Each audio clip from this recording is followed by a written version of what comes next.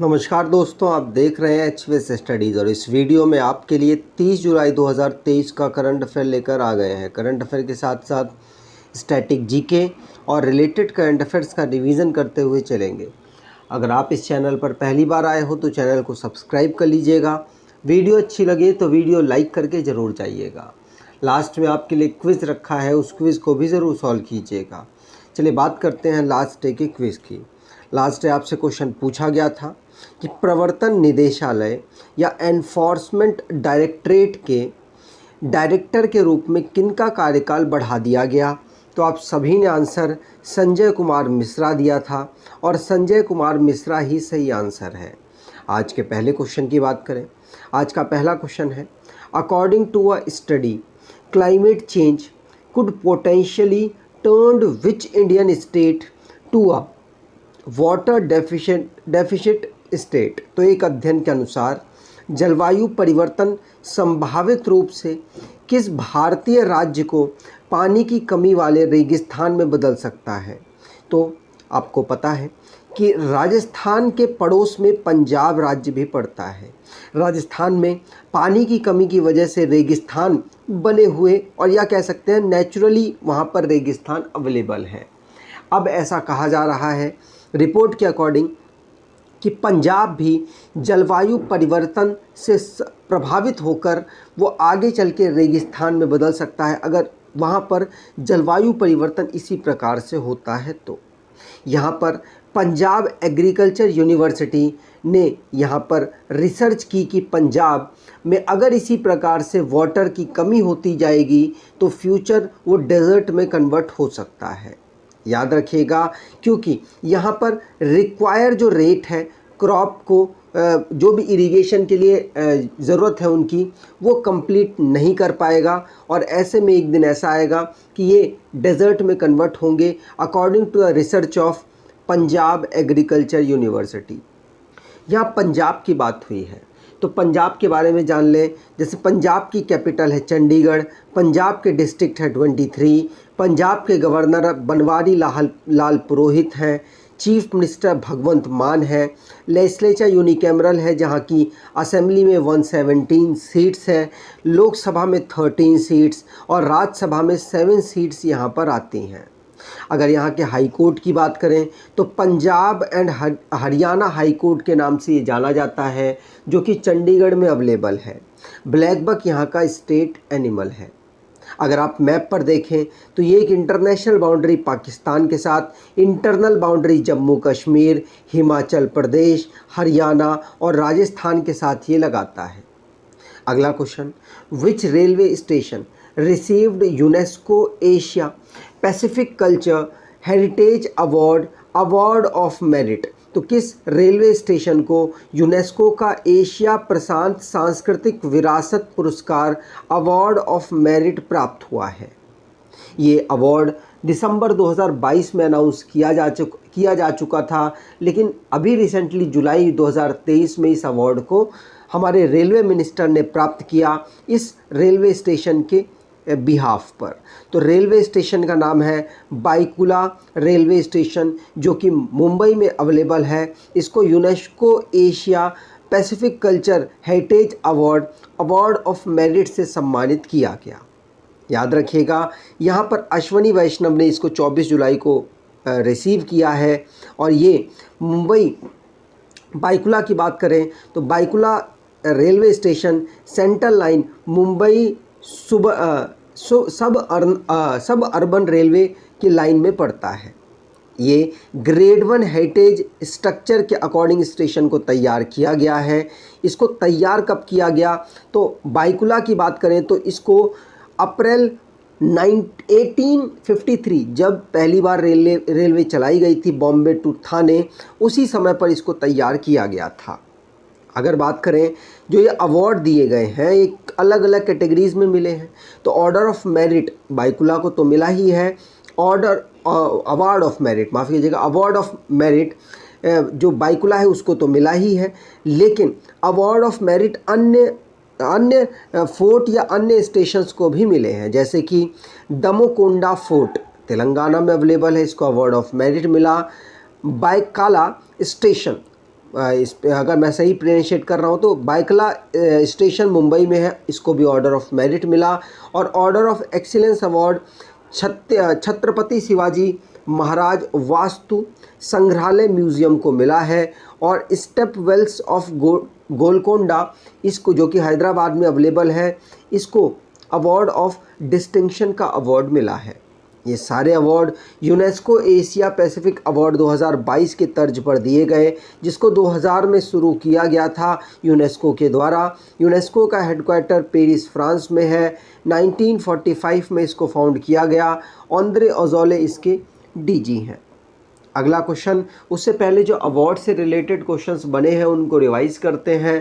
पहला क्वेश्चन पढ़ लिया। दूसरा, कार्तिक आर्यन जिनको rising global superstar of the Indian cinema award दिया जाएगा ऑस्ट्रेलिया में। मोक्षा रॉय जो कि ब्रिटिश प्रधानमंत्री पॉइंट ऑफ लाइट अवार्ड से सम्मानित की गई 7 साल की बच्ची हैं जिन्होंने एनवायरनमेंट को बेहतर करने में अपना एफर्ट दिया। Golden peacock environment management award 2023 का अडानी ट्रांसमिशन लिमिटेड को मिला। प्रधानमंत्री मोदी जी को फ्रांस का हाईएस्ट अवार्ड मिला है। राजेंद्र सिंह दत्त जिनको point of light award UK के प्रधानमंत्री का मिला है। इजिप्ट के प्रेसिडेंट अल सीसी ने भारत के प्रधानमंत्री नरेंद्र मोदी को ऑर्डर ऑफ नील अवार्ड से सम्मानित किया है। भारत के प्रधानमंत्री को फ्रांस का हाईएस्ट अवार्ड भी मिला है। सूरत सबसे ज़्यादा लोगों को इंटरनेशनल योगा डे के अवसर पर इकट्ठा कर पाया और इसके लिए गिनीज़ वर्ल्ड रिकॉर्ड में इसका नाम दर्ज हुआ। अगर आप कोई ई बुक देख रहे हैं जो कि आपके करंट अफेयर्स को कवर करे तो अक्टूबर से लेकर अप्रैल तक का करंट अफेयर आप कवर कर सकते हैं। इसके माध्यम से यहाँ पर आपके लिए 1300 से भी ज़्यादा क्वेश्चंस का कलेक्शन है, 59 रुपीज़ में दी जा रही है।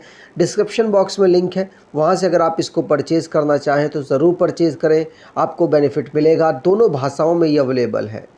अगला question, India is set to establish an innovation platform with which country. तो भारत किस देश के साथ एक इनोवेशन प्लेटफॉर्म स्थापित करने की तैयारी कर रहा है?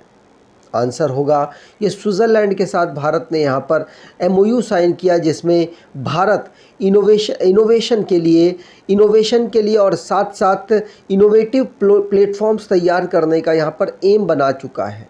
भारत ये working of the development of Indo Swiss innovation platform पे काम करेंगी, जो कि हमारे स्ट्रेंथ करेंगे एक दूसरे के कोलैबोरेशन को। साथ साथ साइंस और इनोवेशन अलायंस भी भारत ने इनके साथ किया हुआ है। 2019 में भारत के जो प्रेसिडेंट थे रामनाथ कोविंद जी, वो विजिट पर गए थे, उसी समय ये साइन अप हुआ था साइंस और इनोवेशन अलायंस का।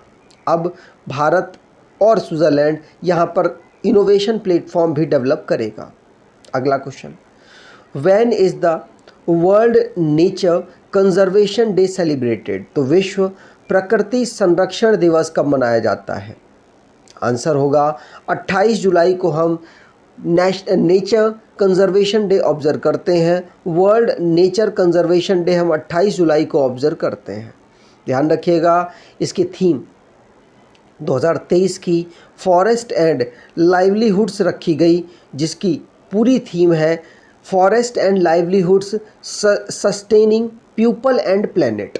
ध्यान रखिएगा, इसमें लोगों को अवेयर किया जाएगा जिससे कि वो इम्पॉर्टेंस समझे हमारे नेचुरल रिसोर्सेज का और अपनी मॉडर्न लाइफस्टाइल और टेक्नोलॉजी डेवलपमेंट जो चल रहा है उसको बैलेंस करके चलें और हमारे एनवायरनमेंट पे भी उतना ही योगदान दें, उसको डेवलप करने में उतना ही योगदान दें। इस साल हमने वो चीज़ भी देखी है कि एशिया अफ्रीका के अलावा ऐसे कॉन्टिनेंट भी देखे गए जहाँ नॉर्मली ठंड पड़ती थी, लेकिन इस बार वहाँ पर गर्मी के अलग अलग रिकॉर्ड्स भी पाए गए।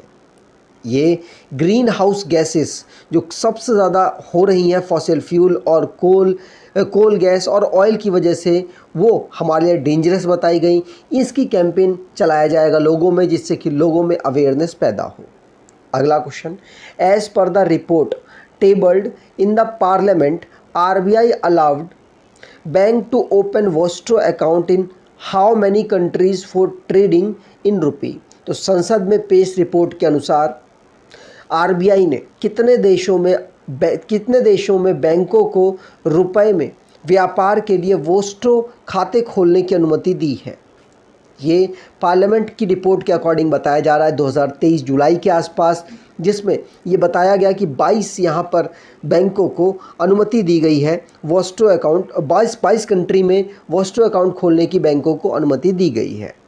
बैंक है 20 और 22 कंट्रीज़ में ये वोस्ट्रो अकाउंट खोलेंगे, जिससे कि भारत के रुपए और उस कंट्री के जो भी वहाँ की करेंसी है उनके बीच में ट्रेड को यहाँ पर स्थापित किया जाए। वोस्ट्रो अकाउंट इसीलिए होता है जिससे कि हम लोकल करेंसी में अपना जो भी ट्रेड है उसका सेटलमेंट कर सकें, जिससे कि हमारी जो डिपेंडेंसी है डॉलर के ऊपर वो कम हो जाए। यहाँ पर कौन कौन सी कंट्रीज़ है जहाँ पर वोस्ट्रो अकाउंट खोले गए? तो बांग्लादेश, यूके जैसी, न्यूजीलैंड, फिजी, जर्मनी, इज़राइल और बहुत सारी कंट्रीज़ आप यहाँ पर देख पाएंगे जो कि भारत के साथ यहाँ पर फ्रेंडली रिलेशनशिप रखती हैं। उनके सभी के साथ यहाँ पर वोस्ट्रो अकाउंट्स खोले गए। वोस्ट्रो अकाउंट क्या होता है आपको पता चल गया होगा। अगला question, who has been appointed as the next ambassador of India to Syria? Syria में भारत के अगले राजदूत के रूप में किसे नियुक्त किया गया? आंसर होगा इरशाद अहमद को। इरशाद अहमद को अगला एम्बेसडर भारत का सीरिया में नियुक्त किया गया। यहाँ पर आप इरशाद अहमद को देख सकते हैं। इरशाद अहमद जो कि एम्बेसी ऑफ इंडिया में मस्कट में जो है वहाँ पर एक काउंसलर के रूप में कार्य कर रहे हैं और अब इनको सीरिया में एम्बेसडर के रूप में भेजा जाएगा। मतलब सीरिया में भारतीय एम्बेसी में ये एम्बेसडर के रूप में अब काम करेंगे। जो कि सीरिया की बात करें तो ये एक एशियन कंट्री है, वेस्ट एशियन कंट्री है जो कि ईस्टर्न मेडिटेरियन सी के पास पड़ती है। ये इसकी कैपिटल दमास्कस है, ध्यान रखिएगा। अब जो रिसेंटली में अपॉइंटमेंट से रिलेटेड क्वेश्चंस बने हैं उनको रिवाइज करते हैं। पहला क्वेश्चन पढ़ लिया। दूसरा, संजय कुमार मिश्रा एनफोर्समेंट डायरेक्टर में डायरेक्टर के पद इनका एक्सटेंड किया गया। मनोज यादव जिनको डीजी बनाया गया रेलवे प्रोटेक्शन फोर्स में। राकेश पाल 25 नंबर के डीजी बनाए गए इंडियन कोस्ट गार्ड में। सुमित सेठ भारत के अगले एम्बेसडर हैं पनामा में। वर्ल्ड मेट्रोलॉजिकल ऑर्गेनाइजेशन जिसने सेल्सो सोलो को सेक्रेटरी जनरल बनाया है और ये पहली फीमेल बनी है इस पद पे जो कि अर्जेंटीना से बिलोंग करती हैं।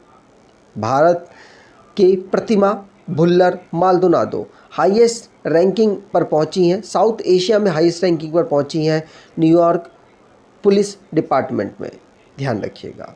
अपरेश कुमार सिंह ये चीफ जस्टिस बने हैं त्रिपुरा हाई कोर्ट में। मुरुगेश्वन सुब्रमण्यम जो कि यूके रॉयल एयरफोर्स में वारंट ऑफिसर अपॉइंट हुए।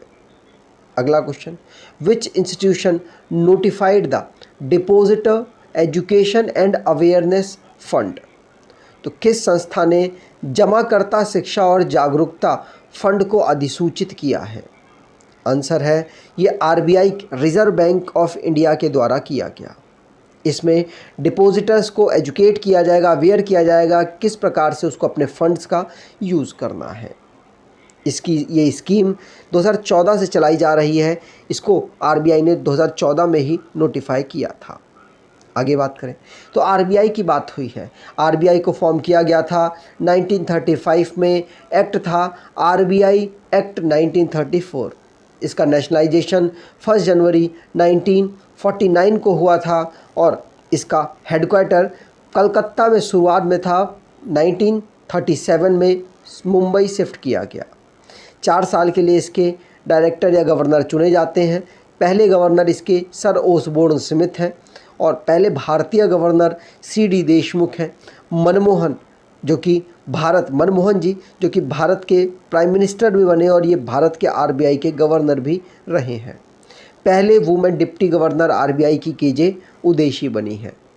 अगला question, which female cricketer was suspended by the international cricket council for 2 matches of the Asian games? तो किस महिला क्रिकेटर को अंतर्राष्ट्रीय क्रिकेट परिषद ने एशियाई खेलों के 2 मैचों के लिए निलंबित कर दिया? आंसर होगा ये निलंबित किया है हरमनप्रीत कौर को। और इनको जिस लेवल पर निलंबित किया है वो पहली बार हुआ। लेवल 2 के माध्यम से इनको निलंबित किया गया। क्यों? क्योंकि इन्होंने मैच के जो नॉकआउट मैच चल रहा था बांग्लादेश के खिलाफ, थर्ड मैच था, पहला दोनों एक एक मैच जीत चुके थे, तो नॉकआउट मैच था, इसमें इन्होंने एम्पायरिंग पर यहाँ पर सवाल चिन्ह उठा दिया और आउट होने के बाद इन्होंने स्टंप में अपना बैट शायद मारा और उसके बाद इन्होंने जो पब्लिक स्पीकिंग होती है वहाँ पर भी इन्होंने एम्पायर्स के खिलाफ काफ़ी कुछ बोल दिया, जिसकी वजह से लेवल 2 के माध्यम से आईसीसी ने कोड ऑफ कंडक्ट की माना और इन पर अगले दो मैचेस का बैन लगा दिया, जो कि इनके अगले 2 मैचेस एशियन गेम्स में होने हैं। ध्यान रखिएगा। आगे बात करें, और ऐसा होने वाला पहली क्रिकेटर बनी वुमेंस में, इसीलिए इम्पॉर्टेंट है। अगला question, according to the report of WMO and Copernicus climate change service, which of these was the hottest month in the last 1,20,000 year. तो WMO और कॉपरनिकस क्लाइमेट चेंज सर्विस की रिपोर्ट के अनुसार पिछले 1,20,000 वर्षों में इनमें से कौन सा महीना सबसे गर्म था? आंसर है जुलाई 2023। ये 1,20,000 वर्षों में सबसे गर्म महीना इस साल का रहा। ध्यान रखिएगा। ये WMO और यूरोपियन यूनियन की कॉपरनिकस क्लाइमेट चेंज सर्विस ने इस रिपोर्ट को जारी किया है। ठीक, यहाँ पर इस रिपोर्ट में बताया गई कई जगह पर कई कंट्रीज़ में 50 डिग्री सेल्सियस टेम्परेचर भी इस मंथ में ऑब्ज़र्व किया गया। ये नॉर्थ अमेरिका, यूरोप, एशिया में इन्होंने हीट वेव की वजह से ये पूरा सर्वे किया, जिसके बाद पाया गया कि 1,20,000 जो ईयर पहले इतना टेम्परेचर ऑब्ज़र्व किया गया था। अगला क्वेश्चन, ये सारे क्वेश्चंस अब आएंगे, लास्ट डे आप इनको पढ़ चुके हैं, रिवीजन वाले क्वेश्चंस हैं। तो पहला क्वेश्चन है, केरला स्टार्टअप मिशन ने टाई अप कर दिया है फिनटेक स्टार्टअप के लिए जो प्रमोट किया जाएगा, किससे? International financial service centre authority से। संजय कुमार मिश्रा एनफोर्समेंट डायरेक्टर में इनका टेन्योर बढ़ा दिया गया डायरेक्टर के पद पर। HDFC बैंक जिसने स्विगी के साथ टाई अप कर लिया और अब ये क्रेडिट कार्ड दोनों मिलकर डेवलप करेंगे। 28 जुलाई को वर्ल्ड हेपेटाइटिस डे ऑब्जर्व किया जाता है। नई दिल्ली में आर्मी पोस्टल सर्विस का पहला परमानेंट आधार एनरोलमेंट सेंटर को इनॉग्रेट किया गया। एशियन पेंट्स जिसके नए चेयरमैन बने हैं R शेषासी, ध्यान रखिएगा। उत्तम सिंह ये जूनियर इंडियन हॉकी टीम में कैप्टन के रूप में अपॉइंट किए गए, जो कि जर्मनी में होने वाला है। मेटा जिसने इंडिया आर्टिफिशियल इंटेलिजेंस से साइन अप किया, MOU साइन किया, जो कि प्रमोट करेंगे इमर्जिंग टेक्नोलॉजीज़ को। हुन सेन प्राइम मिनिस्टर बने हैं प्राइम मिनिस्टर थे कंबोडिया के, इन्होंने रिज़ाइन की घोषणा कर दी। अब आज के क्विज़ की बात करें तो आज का आपके लिए क्विज़ है, विच railway station received UNESCO's Asia Pacific culture heritage award of merit. तो किस रेलवे स्टेशन को यूनेस्को का एशिया प्रशांत सांस्कृतिक विरासत पुरस्कार अवार्ड ऑफ मेरिट प्राप्त हुआ? कमेंट बॉक्स में डिटेल में आंसर दीजिएगा। अगर आपको ये वीडियो अच्छी लगी है तो आपसे अनुरोध करूंगा, वीडियो को लाइक कर दीजिएगा, चैनल को सब्सक्राइब कर लीजिएगा और एटलीस्ट अपने कुछ दोस्तों तक वीडियो को शेयर ज़रूर कीजिएगा। धन्यवाद।